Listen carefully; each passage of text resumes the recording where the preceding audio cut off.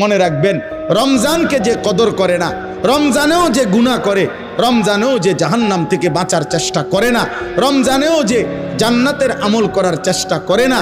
ভাই আমার, ছেলেরা আমার, বাবা আমার, পর্দার আড়ালের মা বোন আমার, সবাইকে এই শেষ কথা বলি। আল্লাহ রসুল বলছে, জিব্রাইল আইসা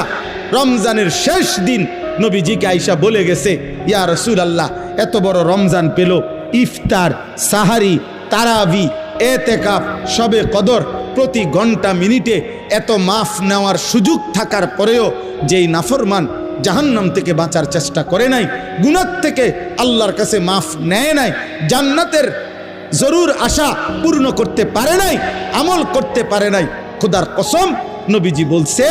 জিব্রাইল আইসা বলছে, ইয়া রাসূলুল্লাহ, এমন নাফরমানের উপরে আল্লাহর লানত, আল্লাহর লানত, লানত, লানত। নবী বলছে আমিন,